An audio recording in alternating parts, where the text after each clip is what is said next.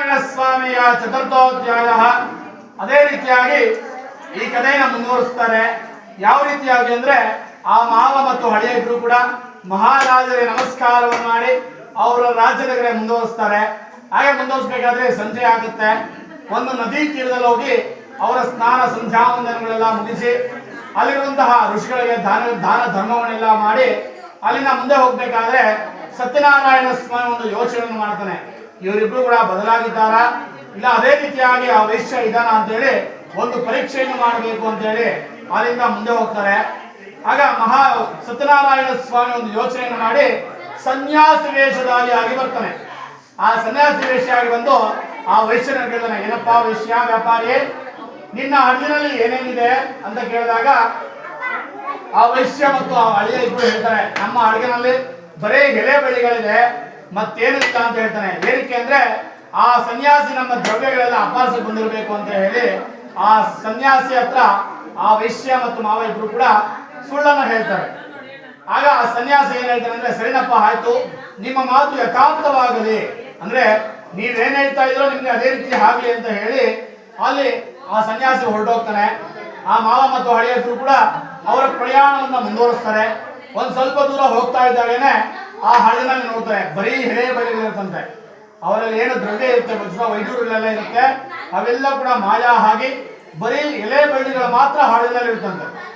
ಆಗ ಮಾವ ಏನ್ ಮಾಡ್ತಾನೆ, ಅದು ನೋಡ್ತಾ ಇದ್ದಾಗೇನೆ ಮೂರ್ಛೆ ಹೋಗಿ ಹಾಡಿನಲ್ಲಿ ಬಿದ್ದೋಗ್ತಾನೆ.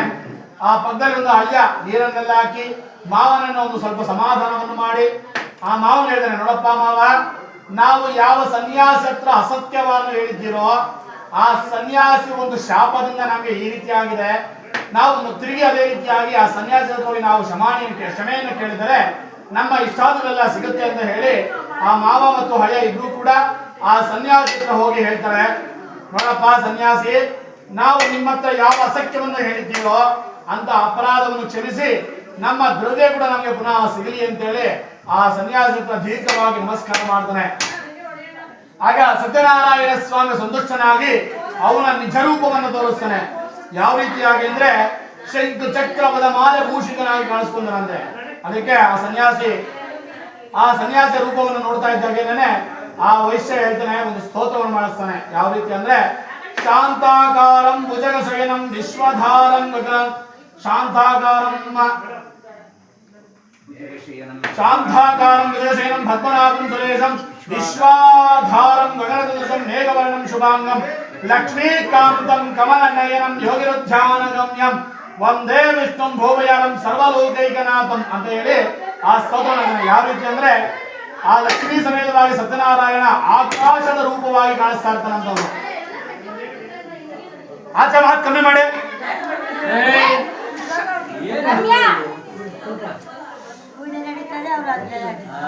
ಹಾಗೆ ಯಾವ ರೀತಿಯಾಗಿ ಅಂದ್ರೆ 4 ಕೈಗಳೆಲ್ಲ ಕಾಣಿಸ್ತಾ ಇರ್ತಾನೆ. ಶಂಕು ಚಕ್ರವದ ಮಾಲೆ ಭೂಷಿತನಾಗಿ ಅವನ ನಿಜ ರೂಪವನ್ನು ತೋರಿಸ್ತಾನೆ ಮಹಾವಿಷ್ಣು.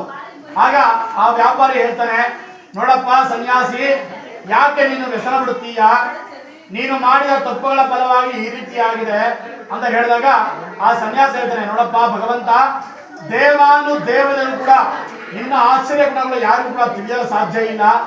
ಆದ್ರೆ ಮೂಢರಾದ ನಾವು ಮಾನವರು ನಿನ್ನ ನಿಜ ಸ್ವರೂಪ ತಿಳಿಯಲು ನಮ್ಗೆ ಯಾವ ರೀತಿ ಸಾಧ್ಯ ಅಂತ ಹೇಳಿದಾಗ ಆ ಸತ್ಯನಾರಾಯಣ ಸ್ವಾಮಿ ನಿಜ ರೂಪವನ್ನು ತೋರಿ ಅವನಿಗೆ ಹೇಳ್ತಾರೆ, ಏ ಸನ್ಯಾಸಿ, ಯಾಕೆ ನೀನು ವ್ಯಸನ ಬಿಡುತ್ತೀಯ, ನಿನ್ನ ಶಾಪ ವಿಮೋಚನೆಯಾಗಿದೆ, ನಿನ್ನ ದ್ರವ್ಯ ಕೂಡ ನಿಮಗೆ ಸಿಗುತ್ತೆ ಅಂತ ಹೇಳಿ ಅವನಿಗೆ ಪೂರ್ವದಲ್ಲಿ ಅನುಗ್ರಹವನ್ನು ಮಾಡಿ ಅಲ್ಲಿಂದ ದೀರ್ಘವಾಗಿ ನಮಸ್ಕಾರವನ್ನು ಮಾಡಿ ಆ ಮಾವ ಮತ್ತು ಹಳೆಯ ಇಬ್ರು ಕೂಡ ಅಲ್ಲಿಂದ ಮುಂದಿನ ಒಂದು ಪ್ರಯಾಣವನ್ನು ಬೆಳೆಸ್ತಾರೆ.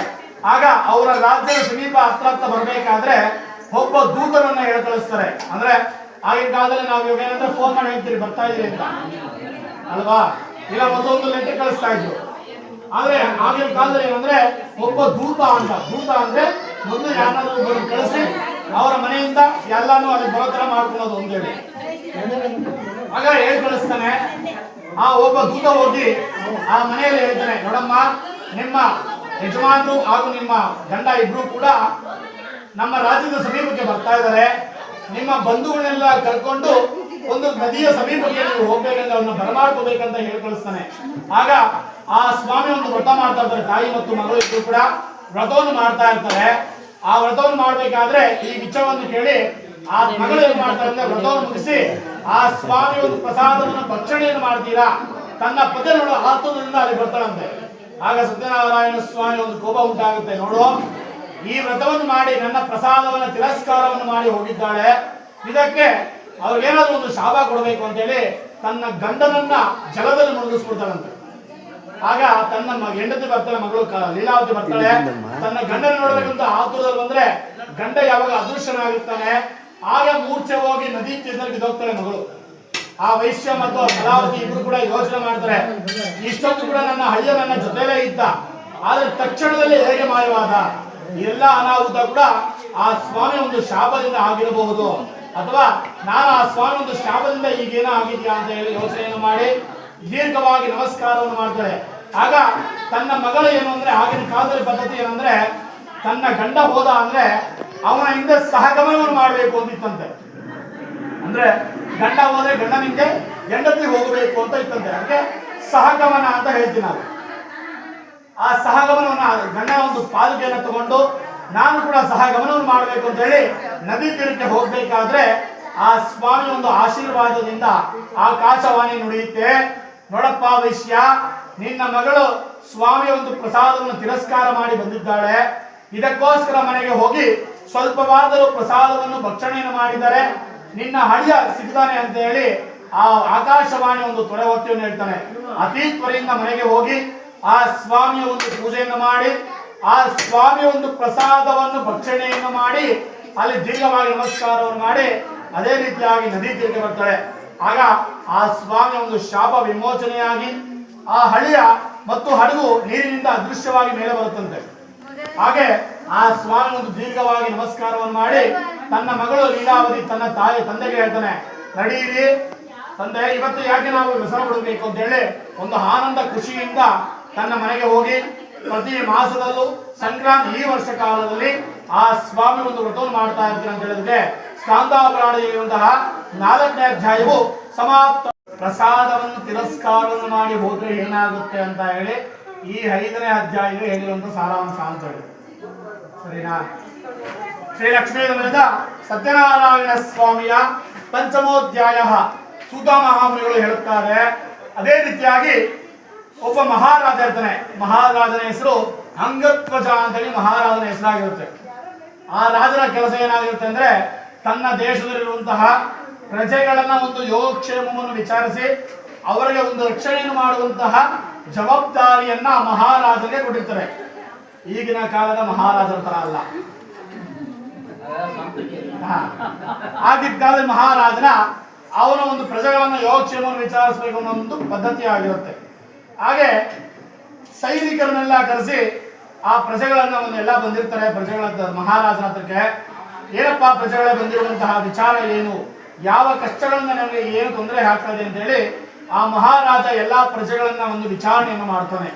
ಆಗ ಆ ಪ್ರಜೆಗಳೆಲ್ಲ ಹೇಳ್ತಾರೆ, ನೋಡಪ್ಪ ಮಹಾರಾಜ, ನಮ್ಮ ರಾಜ್ಯದ ಪಕ್ಕದಲ್ಲಿ ಒಂದು ದಟ್ಟವಾದಂತಹ ಒಂದು ಕಾಡಿದೆ. ಆ ಕಾಡಿನಲ್ಲಿ ಕ್ರೂರವಾದಂತಹ ಪ್ರಾಣಿಗಳಿವೆ. ಯಾವ ರೀತಿ ಅಂದ್ರೆ ಹುಲಿ, ಸಿಂಹ, ಚಿರತೆ, ಆನೆ, ನಾನಾ ರೀತಿಯಾದಂತಹ ಕ್ರೂರ ಪ್ರಾಣಿಗಳು ಎಲ್ಲ ಇವೆ. ನಾವು ಒಂದು ಬೆಳೆಯನ್ನು ಬೆಳಿಬೇಕು ಅಂದ್ರೆ ಎಲ್ಲ ಕೂಡ ಬಂದು ನಾಶವನ್ನು ಮಾಡ್ತಾ ಇದೆ, ನಮ್ಮ ಮೇಲೆಲ್ಲ ದಾಳಿಯನ್ನು ಮಾಡ್ತಾ ಇದೆ. ಇದಕ್ಕೇನಾದ್ರೂ ಕೂಡ ನೀವು ನಮಗೆ ಒಂದು ಪರಿಹಾರವನ್ನು ಮಾಡಿಕೊಡ್ಬೇಕು ಅಂತ ಹೇಳಿ ಆ ಮಹಾರಾಜನ ಹತ್ರ ಎಲ್ಲಾ ಪ್ರಜೆಗಳು ಹೋಗಿ ಒಂದು ಮೊರೆ ಅಂತ ಹೋಗ್ತಾರೆ. ಆಗ ಮಹಾರಾಜ ಹೇಳ್ತಾನೆ, ನೋಡಪ್ಪ ಪ್ರಜೆಗಳೇ, ಯಾವ ರೀತಿಯಾದಂತ ಏನೇ ಒಂದು ಕಷ್ಟ ಇದ್ರು ಕೂಡ ಅದಕ್ಕೆ ನಾನು ಒಂದು ಪರಿಹಾರವನ್ನು ಹುಡುಕ್ತೀನಿ ಅಂತ ಹೇಳಿ ಅವನ ಸೈನಿಕರನ್ನೆಲ್ಲ ಕರ್ಕೊಂಡು ಮಹಾರಾಜ ಒಂದು ಕಾಡಿಗೆ ಹೋಗಿ ಆ ಕ್ರೂರವಾದಂತಹ ಪ್ರಾಣಿಗಳೆಲ್ಲ ಕೂಡ ಸಂಹಾರವನ್ನು ಮಾಡ್ತಾನೆ. ಆಗ ಅವನಿಗೆ ಆಯಾಸವಾಗುತ್ತೆ. ಆ ಕಾಡಿನಲ್ಲಿ ದಟ್ಟವಾದಂತಹ ಒಂದು ವಟವೃಕ್ಷ ಅಂದ್ರೆ ದೊಡ್ಡದಾದಂತಹ ಒಂದು ಆಲದ ಮರ ಇರುತ್ತೆ. ಆ ಆಲದ ಮರದ ಕೆಳಗೆ ಹೋಗಿ ಒಂದ್ ಸ್ವಲ್ಪ ವಿಶ್ರಾಂತಿಯನ್ನು ಪಡೆಯೋಣ ಅಂತ ಹೇಳಿ ಆ ಆಲದ ಮರದ ಕೆಳಗೆ ಹೋಗಿ ಕೂತ್ಕೊಂತಾನೆ. ಅಲ್ಲಿ ಗೋಪಾಲಕರು ಅಂದ್ರೆ ಈ ಹಸು ಮೇಸೂರೆಲ್ಲ ಇರ್ತಾರೆ, ದನ ಕಾಯೋರು, ಅದಕ್ಕೆ ಗೋಪಾಲಕರು ಅಂತ ನಾವ್ ಹೇಳ್ತೀವಿ. ಈ ಹಸು ಮೇಸೂರು ಗೋಪಾಲಕರೆಲ್ಲ ಸೇರ್ಕೊಂಡು ಆ ಕಾಡಿನಲ್ಲಿರುವಂತಹ ಒಂದು ದೊಡ್ಡದಾದ ಒಂದು ಬಂಡೆ ಇರುತ್ತೆ. ಆ ಬಂಡೆಗೆ ಒಂದು ನಾಮಕರಣವನ್ನು ಮಾಡ್ತಾರೆ. ಯಾವ ರೀತಿ ಅಂದ್ರೆ ಸತ್ಯದೇವ ಅಂತ ಹೇಳಿ ಒಂದು ನಾಮಕರಣವನ್ನು ಮಾಡಿ ಆ ಕಾಡಲ್ಲಿ ಸಿಗುವಂತಹ ಎಳೆ ಬಳ್ಳಿಗಳನ್ನ ನಾನಾ ರೀತಿಯಾದಂತಹ ಪತ್ರೆಗಳನ್ನ, ನಾನಾ ರೀತಿಯಾದಂತಹ ಹೂಗಳನ್ನೆಲ್ಲ ತಗೊಂಡು, ನಾನಾ ರೀತಿಯಾದಂತಹ ಫಲಗಳೆಲ್ಲ ತಗೊಂಡ್ಬಂದು ಆ ಸ್ವಾಮಿಯ ಒಂದು ವ್ರತವನ್ನು ಮಾಡ್ತಾರೆ. ಅವರಿಗೆ ಗೊತ್ತಿರುವಂತಹ ರೀತಿಯಲ್ಲಿ ಆ ಸ್ವಾಮಿಯ ವ್ರತವನ್ನೆಲ್ಲ ಮುಗಿಸ್ತಾರೆ. ಆ ಮಹಾರಾಜ ನೋಡ್ತಾ ಇರ್ತಾರೆ, ಏನೋ ಪೂಜೆ ಮಾಡ್ತಾ ಇದ್ದಾರೆ ಅಂತ ಹೇಳಿ ಅಲ್ಲಿ ಹೋಗೋದು ಇಲ್ಲ, ನಮಸ್ಕಾರವನ್ನು ಕೂಡ ಮಾಡೋದಿಲ್ಲ. ಆ ಮಹಾರಾಜ ಅಲ್ಲೇ ಇರ್ತಾನೆ. ಆ ಗೋಪಾಲಗಳೆಲ್ಲ ಸೇರ್ಕೊಂಡು ಆ ವ್ರತವನ್ನೆಲ್ಲ ಮುಗಿಸಿ ನಮ್ಮ ದೇಶದ ರಾಜರ ಬಂದಿದ್ದಾನೆ, ಫಸ್ಟ್ ಮೊದಲು ಆ ರಾಜನಿಗೆ ತೀರ್ಥ ಪ್ರಸಾದವನ್ನ ಕೊಟ್ಟು ತದನಂತರ ನಾವು ಪ್ರಸಾದವನ್ನು ಸ್ವೀಕರಣೆ ಮಾಡೋಣ ಅಂತೇಳಿ ಆ ತೀರ್ಥ ಪ್ರಸಾದವನ್ನ ಮಹಾರಾಜನ ಮುಂದೆ ತಗೊಂಡೋಗಿರ್ತಾರೆ. ಆ ಮಹಾರಾಜನಿಗೆ ಅಹಂಕಾರ ಅನ್ನೋದಿರುತ್ತಂತೆ. ಅಹಂಕಾರದಿಂದ, ನೋಡಪ್ಪ ನೀವೆಲ್ಲ ಅಸೋಮೇಶ್ವರು, ನಿಮ್ಮ ಹತ್ರ ನಾನು ಏನಕ್ಕೆ ಈ ಪ್ರಸಾದವನ್ನು ತಗೊಬೇಕು, ನೀವೇನಾದ್ರೂ ಕೂಡ ಇದರಲ್ಲಿ ವಿಷಯ ಏನಾದ್ರೂ ಹಾಕಿದ್ದೀರಾ ಅಂತ ಹೇಳಿ ಆ ಪ್ರಸಾದವನ್ನು ತಿರಸ್ಕಾರವನ್ನು ಮಾಡ್ತಾನೆ. ಆಗ ಸತ್ಯನಾರಾಯಣ ಸ್ವಾಮಿಗೆ ಒಂದು ಕೋಪ ಉಂಟಾಗುತ್ತೆ. ನೋಡು, ಇವನು ನನ್ನ ಪ್ರಸಾದವನ್ನು ತಿರಸ್ಕಾರ ಮಾಡಿದ್ದಾನೆ, ಇವನಿಗೆ ಸಹಿಸಲು ಅಶಕ್ಯವಾದ ಬಹು ದುಃಖ ಉಂಟಾಗಲಿ ಅಂತ ಹೇಳಿ ಶಾಪವನ್ನು ಕೊಡ್ತಾನೆ. ಅದೇ ಸಮಯದಲ್ಲಿ ಒಂದು ಪಕ್ಕದ ರಾಜ್ಯದಿಂದ ಹೇಳಿ ಕಳಿಸ್ತಾನೆ, ನನ್ನ ಮೇಲೆ ಯುದ್ಧವನ್ನು ಮಾಡಬೇಕು, ಇಲ್ಲಾಂದ್ರೆ ನಿನ್ನ ರಾಜ್ಯ ಧನ ಪುತ್ರ ಸಮೇತ ಎಲ್ಲ ಕೂಡ ನನಗೆ ಬಿಟ್ಕೊಡ್ಬೇಕು ಅಂತ ಹೇಳಿ ಆ ಮಹಾರಾಜನ ಹೇಳಿ ಕಳಿಸ್ತಾನೆ. ಆಗ ಯುದ್ಧವನ್ನು ಆಡ್ತಾನೆ. ಆ ಯುದ್ಧದಲ್ಲಿ ಅವತ್ತಿಂದ ಸೋಲು ಅನ್ನೋದು ಒಪ್ತಾನಂತೆ. ಅವನು ಯಾವತ್ತು ಯುದ್ಧ ಮಾಡಿದ್ರು ಕೂಡ ಮಹಾರಾಜ ಸೋಲು ಅನ್ನೋದೇ ಕಂಡಿರೋದಂತೆ. ಆದ್ರೆ ಆ ಸ್ವಾಮಿ ಒಂದು ಶಾಪದಿಂದ ಆ ಅವತ್ತಿನ ದಿನ ಸೋಲನ್ನು ಒಪ್ಕೊಂತಾನಂತೆ. ಆ ರೀತಿಯಾಗಿ ಆ ಸ್ವಾಮಿ ಒಂದು ಶಾಪದಿಂದ ಆ ಮಹಾರಾಜನಿಗೆ 100 ಜನ ಮಂದಿ ಮಕ್ಕಳಂತೆ. 100 ಜನ ಮಕ್ಕಳಂತ ಅವ್ರಿಗೆ. ಕಥೆಲ್ಲ ಅವಾಗಿದ್ದ ಆಗಿರ್ತದೆ, ಇವಾಗಿಲ್ಲ ಅಷ್ಟೇ. ಇವಾಗೆಲ್ಲ 1-2 ಅಂದ್ರೆ ಸಾಕು ಅಂತಾರೆ ಇವಾಗ. ಹಾಗೆ ಮಹಾರಾಜನಿಗೆ 100 ಜನ ಮಂದಿ ಮಕ್ಕಳಂತೆ. ಆ ಸ್ವಾಮಿ ಒಂದು ಶಾಪದಿಂದ ಆ 100 ಜನ ಮಂದಿ ಮಕ್ಕಳು ಕೂಡ ನಾಶ ಆಗ್ತಾರೆ. ಅವನ ರಾಜ್ಯ ಎಲ್ಲ ಕೂಡ ನಾಶವಾಗುತ್ತೆ, ಎಲ್ಲ ಕೂಡ ಹಾಳಾಗುತ್ತೆ. ಹಾಗೆ ಆ ಮಹಾರಾಜ ಹೋಗಿ ಗುರುಗಳನ್ನ ಕೇಳ್ತಾರೆ, ನೋಡಿಪ್ಪ ಗುರುಗಳೇ, ನಾನು ಯಾವತ್ತು ಕೂಡ ಸೋಲಂತ ನೋಡಿಲ್ಲ, ಇವತ್ತು ನಾನು ಸೋತಿದ್ದೀನಿ, ನನ್ನ ಪುತ್ರ ಸಮೇತ ಎಲ್ಲ ಕೂಡ ನಾಶ ಆಗಿದೆ, ಇದಕ್ಕೆ ಕಾರಣ ಏನು ಅಂತ ಕೇಳಿದಾಗ ಆ ಗುರುಗಳು ಹೇಳ್ತಾರೆ, ನೋಡಪ್ಪ ನೀನೆಲ್ಲೋ ಒಂದ್ ಕಡೆ ಏನೋ ಪೂಜೆಗೆ ಹೋಗಿದ್ಯಾ, ನೀನು ಅಲ್ಲಿ ಪ್ರಸಾದ ತಿರಸ್ಕಾರ ಮಾಡಿ ಬಂದಿದ್ದೀಯಾ, ಇದಕ್ಕೋಸ್ಕರ ನಿನಗೆ ಈ ರೀತಿಯಾಗಿದೆ. ನೀನು ಅದೇ ರೀತಿಯಾಗಿ ಆ ಜಾಗದಲ್ಲಿ ಹೋಗಿ ಆ ಪೂಜೆಯನ್ನು ಮಾಡಿದರೆ ನಿನಗೆ ಎಲ್ಲ ಕೂಡ ಸಿಗುತ್ತೆ ಅಂತ ಹೇಳಿ ಕಳಿಸ್ತಾನೆ. ಆಗ ಗುರುಗಳು ಆಗ್ಲಿಯಂತೆ ಅದೇ ರೀತಿಯಾಗಿ ಅದೇ ಕಾಡಿಗೆ ಹೋಗಿ ಆ ಗೋಪಾಲಕರ ಸಹಿತನಾಗಿ ಆ ವ್ರತವನ್ನೆಲ್ಲ ಪೂಜೆಯನ್ನು ಮಾಡಿ ಆ ಸ್ವಾಮಿಯ ಒಂದು ಪ್ರಸಾದವನ್ನು ಭಕ್ಷಣೆಯನ್ನು ಮಾಡಿ ದೀರ್ಘವಾಗಿ ನಮಸ್ಕಾರ ಮಾಡಿದೆ. ನೋಡಪ್ಪ ಸತ್ಯದೇವ, ನಾವು ಮಾಡಿರುವಂತಹ ಏನೋ ಅಪರಾಧ ಇದೆ ಅವೆಲ್ಲ ಕೂಡ ಕ್ಷಮಿಸಿ ನನ್ನ 100 ಜನ ಮಂದಿ ಮಕ್ಕಳು, ನನ್ನ ರಾಜ್ಯ ಸದಾಕಾಲ ಸುಭಿಕ್ಷವನ್ನು ಉಂಟು ಮಾಡುವಂತೇಳಿ ಆ ಸ್ವಾಮಿ ಹತ್ರ ಒಂದು ದೀರ್ಘವಾಗಿ ನಮಸ್ಕಾರವನ್ನು ಮಾಡ್ತಾನೆ. ಆಗ ಸತ್ಯನಾರಾಯಣ ಸ್ವಾಮಿ ಸಂತುಷ್ಟನಾಗಿ ತನ್ನ ಎಲ್ಲ ಒಂದು ವರಗಳನ್ನು ಅವನಿಗೆ ಪ್ರಸಾದವನ್ನು ಕೊಡ್ತಾನಂತೆ. ಅವನು 100 ಜನ ಮಂದಿ ಮಕ್ಕಳು ಬರ್ತಾರೆ, ಅವನ ರಾಜ್ಯ ಸದಾಕಾಲ ಸುಭಿಕ್ಷವಾಗಿರುತ್ತೆ. ಆ ಸ್ವಾಮಿಯ ಅನುಗ್ರಹದಿಂದ ಪ್ರತಿ ತಿಂಗಳು ಪೌರ್ಣಮಿ ಸಂಕ್ರಾಂತಿ ಕಾಲದಲ್ಲಿ ಅವನು ಇರುವವರೆಗೂ ಕೂಡ ಆ ವ್ರತವನ್ನು ತಪ್ಪದೇ ಶ್ರದ್ಧೆಯಿಂದ ಮಾಡ್ತಾ ಬರ್ತಾ ಇರ್ತಾನಂತೆ. ಹಾಗೆ ಈ ವ್ರತದಲ್ಲಿ ಏನಿರುವಂತಹ ಈ ವ್ರತ ಯಾವುದೇ ರೀತಿ ಅಂದ್ರೆ ಈ ವ್ರತವನ್ನು ಮಾಡುವುದಕ್ಕಾಗಿ ಯಾವುದೇ ರೀತಿಯಾದಂತಹ ಸಮಯಗಳಿಲ್ಲ. ನಾವು ಅನ್ಕೊಂಡು ಇವಾಗ ಕೂಡ ಮಾಡ್ಬೋದಂತೆ, ಸಾಯಂಕಾಲ ಅನ್ಕೊಂಡು ಸಾಯಂಕಾಲ ಮಾಡ್ಬೋದಂತೆ. ಆ ರೀತಿಯಾದಂತಹ ವ್ರತ ಅನ್ನೋದು ಈ ರೀತಿಯಾಗಿ ಹೇಳುವಂಥದ್ದು. ಇದನ್ನ ಅದಕ್ಕೆ ನಾವು ಕಲಿಯುಗದಲ್ಲಿ ಪ್ರತ್ಯಕ್ಷ ದೈವ ಅಂತ ಹೇಳ್ತೀವಿ. ನಾವು ಈ ವ್ರತವನ್ನು ಮಾಡುವುದಕ್ಕಾಗಿ ಯಾವುದೇ ರೀತಿಯಾದಂತಹ ಜಾತಿ ಭೇದಗಳಿಲ್ಲ, ವ್ರತದ ಒಂದು ಸಮಯಗಳಿಲ್ಲ, ಯಾರು ಬೇಕಾದ್ರೂ ಮಾಡ್ಬೋದು, ಯಾವಾಗ ಬೇಕಾದ್ರೂ ಮಾಡ್ಬೋದು ಅಂತ ಹೇಳಿರುವಂತಹ ಈ 5ನೇ ಅಧ್ಯಾಯದಲ್ಲಿ ಹೇಳಿರುವಂತಹ ಸಾರಾಂಶವಾಗಿರುತ್ತೆ. ಅದೇ ರೀತಿಯಾಗಿ ಪುನಃ ಸುತ್ತರು ಮುಂದುವರಿಸುತ್ತಾರೆ. ಈ ವ್ರತವನ್ನು ಯಾರು ಪ್ರತಿದಿನ ಶ್ರವಣವನ್ನು ಮಾಡ್ತಾರೆ ಅಂದ್ರೆ ಪ್ರತಿದಿನ ಯಾರು ಈ ಕಥೆಯನ್ನ ಓದ್ತಾರೆ, ಪ್ರತಿದಿನ ಯಾರು ಈ ಕಥೆಯನ್ನ ಡೈಲಿ ಕೇಳ್ತಾರೆ, ಇವಾಗ ಎಲ್ಲ ಕಡೆ ಹೋಗಿರ್ತಾರೆ, ಏನೋ ಒಂದು ಕಥೆ ಹಾಕ್ತಿರ್ತಾರೆ ಅಂದ್ರೆ ಕಥೆಯನ್ನು ಕೇಳ್ತಾ ಇರ್ತಾರೆ, ಇಲ್ಲ ಪ್ರತಿದಿನ ಮನೆಯಲ್ಲಿ ಒಂದು ಕಥೆಯನ್ನು ಓದುವಂಥದ್ದಾಗಿರ್ಬೋದು, ಇಲ್ಲ ಪ್ರತಿದಿನ ಕಥೆಯನ್ನು ಕೇಳುವಂಥದ್ದಾಗಿರ್ಬೋದು, ಯಾರು ಈ ಪ್ರತಿದಿನ ಮಾಡ್ತಾರೆ, ಈ ವ್ರತವನ್ನು ಮಾಡಿದ್ರೆ ಏನು ಫಲ ಅನ್ನೋದು ಸಿಗುತ್ತೆ, ಆ ಫಲವನ್ನ ನಾನು ಈ ಕಥೆಯಲ್ಲಿ ಕೊಡ್ತೀನಿ ಅಂತ ಹೇಳಿರುವಂತಹ 5ನೇ ಅಧ್ಯಾಯದಂತಹ ಸಾರಾಂಶವಾಗಿರುವಂತಹ ಕಲಿಯುಗದಲ್ಲಿ ಪ್ರತ್ಯಕ್ಷನಾಗಿ ಲಕ್ಷ್ಮೀ ಸಮೇತ ಸತ್ಯನಾರಾಯಣ ಸ್ವಾಮಿಯ 5ನೇ ಅಧ್ಯಾಯವು ಸಮಾಪ್ತವಾಯಿತು.